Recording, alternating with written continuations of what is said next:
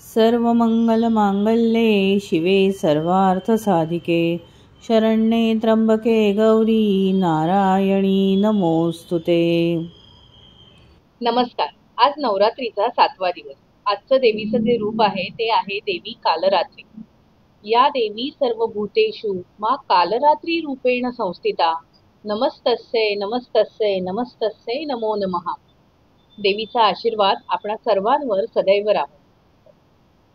देवी कालरात्री ही दिसायला जरी भयंकर असली ना तरी सुद्धा ती भक्तांचं रक्षण करणारी आहे, भक्तांना भयमुक्त करणारी आहे आणि म्हणूनच तिला शुभंकारी देवी असं सुद्धा म्हटलं जातं। या देवीची उपासना केल्यानंतर आपल्याकडे जो आत्मविश्वास निर्माण होतो त्या आत्मविश्वासाने आपण प्रत्येक लढाई जिंकू शकतो। आज या व्हिडिओच्या माध्यमातून आपल्याशी आशाताई संवाद साधणार आहेत। आशाताई मला नर्मदा परिक्रमेत भेटल्या। सुरुवातीला मला 2-3 वेळा त्यांच्याकडून असं ऐकायला मिळालं की माझं शिक्षण काही जास्त नाहीये, पण जसजशी मी त्यांच्यासोबत राहू लागले आणि 21 दिवस आम्ही एकत्र राहिलो त्यानंतर माझ्या लक्षात आलं की शिक्षण म्हणजे डिग्री याचा आणि ज्ञानाचा काहीच संबंध नसतो। आशाताईंकडे अफाट ज्ञान आहे ज्याचा प्रत्यय नर्मदा परिक्रमेतल्या प्रत्येकाला आला। चला तर मग आपण त्यांचे अनुभव ऐकूया। शरण्ये त्र्यंबके गौरी नारायणी नमोस्तुते। आजचा आपला विषय की नवरात्रोत्सव आणि शक्तीचा जागर किंवा अध्यात्म। नवरात्रोत्सव आणि अध्यात्म। आता अध्यात्म हा विषय असल्यामुळं की आपण काय बोलणार अध्यात्मावर की पहा, आपण नवरात्रीचे 9 दिवस हे शक्ती उपासनेचे दिवस आहे ना। आपण 9 दिवसाचे उपवास करतो म्हणजे आपल्याला भगवतीकडून शक्ती मिळवायची असते, भगवतीकडून आपण शक्ती घेणार असतो। म्हणून या दिवसात पहा उपवास व्रत वैकल्य केले जाते, देवीची उपासना केली जाते। म्हणूनच म्हटलं जातं की या देवी सर्वभूतेषु शक्ती रूपेण संस्थिता नमस्तस्यै नमस्तस्यै नमस्तस्यै नमो नमः। की उपवास केल्यानंतर आपल्याला खूप शक्ती असं खूप उत्साह आल्यासारखं वाटतं आणि पहा की आपण समजतो देवीचं रूप कशा प्रकारचं आहे किंवा देवीचं वास्तव्य कुठं आहे, तर आपल्यामध्ये जे सुप्त शक्ती आहेत त्या सुप्त शक्तींना जागृत करणं म्हणजेच नवरात्र उत्सव आणि आपल्यामधली शक्ती म्हणजेच ते देवीचं स्वरूप आहे ना। आपण जर विचार केला की देवीचं स्वरूप हे छोट्या मुलीचं आपण समजतो। पहा मंदिरात गेल्यानंतर देवीकडे जेव्हा आपण पाहतो तेव्हा आपल्याला खूप छान रूप वाटतं देवीचं, अशी लहानशी मुलगी असल्यासारखं कोमल सुकुमार खूप छान रूप वाटतं आपल्याला। कारण आणि ह्या 9 दिवसामध्ये सुद्धा की लहान लहान मुलींची पूजा केली जाते। पहिल्या दिवशी 1 मुलीची, दुसऱ्या दिवशी 2 मुलींची, आज तसं पाहायला गेलं तर 4थी घटमाळ आहे ना। तर लहान मुलींची का पूजा केली जाते, कारण त्यांची निष्पाप असते है ना, एकदम बुद्धी स्वच्छ सुंदर अशा स्वच्छ पाठीसारखं त्यांचं जीवन असतं आणि अशा वेळेस त्या लहान मुलींची पूजा केली जाते 9 दिवस। कारण आपण समजतो की ज्या घरात मुलगा आहे ते घर भाग्यवान, ज्या घरात मुलगा आहे ते घर भाग्यवान, पण ज्या घरात मुलगी आहे ते घर सौभाग्यवान।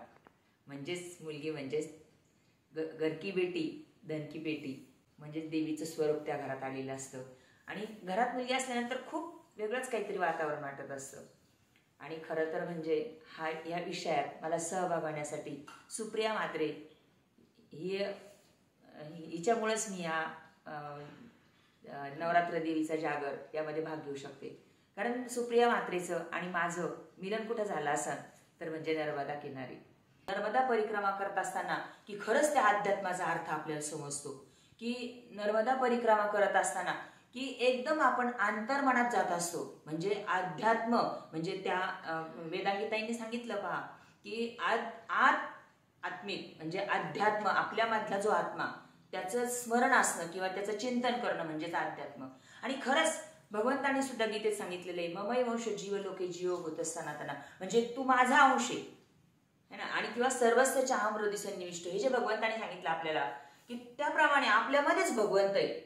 आपण इतरत्र शोधत असतो त्याला आणि ज्यावेळेस आपण इतरत्र शोधतो किंवा पान फुलं वाहतो किंवा पूजा वगैरे करतो तर आपली एक मनाला समाधान वाटण्यासाठी पूजा आहे। पण अंतर्मनात जेव्हा आपण त्याची भगवंत शोधायला लागतो, अंतर्मनात जेव्हा आपण शोधतो भगवंताला, त्यावेळेस आपल्याला खरं अध्यात्म समजतं आणि तोच अर्थ म्हणजे अध्यात्माचा।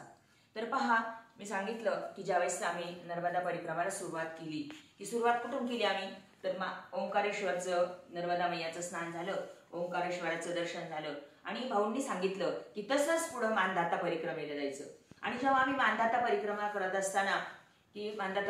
असताना प्रत्येक ठिकाणी पहा, सुरुवातीपासून आम्ही जेव्हा मैयाचा पूल ओलांडला आणि मैयाचा पूल ओलांडून पुढे सुरुवात केली आम्ही परिक्रमेला.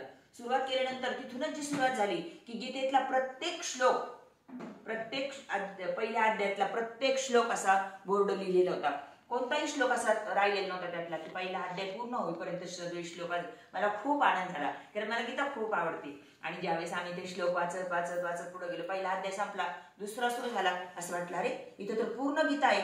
आणि असं करत करत 18 अध्याय पूर्ण आम्ही ते पाहिले. आणि तिथं पाहिल्यानंतर की ज्यावेळेस आम्ही नर्मदा मैयाचं आणि दुसऱ्या एका मैयाचं मिलन झालं, तिथं पाणी वगैरे घेतलं आणि तिथं मिलन झालं तर खूप छान वाटलं. तरी तिथं खूप अंधार पडायला लागला होता आणि त्याच्यामुळे जास्त वेळ काय आम्हाला तिथं थांबता नाही आलं. आम्ही तिथून रिटर्न निघालो आणि निघाल्यानंतर असं डोंगरात चाललो, कारण तो मानधाता पर्वत ओम आकाराचा आहे.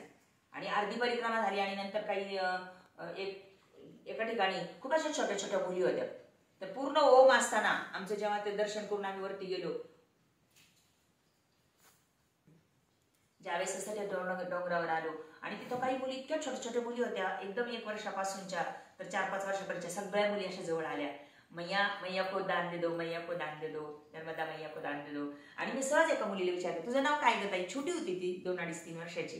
म्हटलं दीदी तुझं नाव काय ग? म्हणजे मेरा नाम नर्मदा आहे. असं वाटलं, नर्मदेने दर्शन दिलं, खूप छान वाटलं. आणि खरंच लहान लहान मुलं जे असतात त्यांची कोरी पाठी असते, आपण जसं त्यांना शिकवतो तसं ते कॅच करत असतात. कारण स्त्री शक्ती खूप मोठी शक्ती आहे. आणि पहा, आपल्या भारत देशाला सुद्धा स्त्रीचीच भूमिका दिलेली आहे, की भारत माता म्हटलेले आहे. आपल्या सगळ्या नद्यांचं सुद्धा स्त्रीचेच नाव आहेत. गंगा मैया, गोदावरी, नर्मदा, कावेरी, शरयू, महेंद्रतनया, चर्मणवती, वेदिका, क्षिप्रा, वेत्रवती, महासुर नदी, हे काही सगळ्या नाव काय असते तर आपल्या स्त्री शक्तीचेच नाव आहेत. आणि त्यातली त्यात स्त्री शक्ती इतकी काही शक्ती आहेत, महान शक्ती तिच्यामध्ये, की सगळं काही स्त्री शक्ती करू शकते. पुरुष तर एक वेळेस काही वेळेस कमजोर असतात, कारण त्यांच्यात कारुण्य भाव नसतो, प्रेम नसती किंवा त्यांच्यामध्ये भावनात्मकता नसते, तसे ती स्त्रीमध्ये गुण आहेत. आणि महिला, ज्यावेळेस मुलगी लहानची मोठी होती तिला महिला म्हटलं जातं. तर महिला ह्या शब्दामध्ये खूप काही सामावलेलं आहे. महिला म्हणजे म्हणजे महत्वाकांक्षी, ही म्हणजे हितेशी, अल्ला म्हणजे लाजवंती, लाजवाब. ह्या ज्या शक्ती काही आहेत ते महिला या शब्दामध्ये सगळं काही येऊन जातं. आणि मला जे काही छोटंसं बोलण्याचा प्रसंग आला, हे की माझं काही भावपुष्पासन ते भगवंताच्या चरणी समर्पित. जय श्री कृष्ण.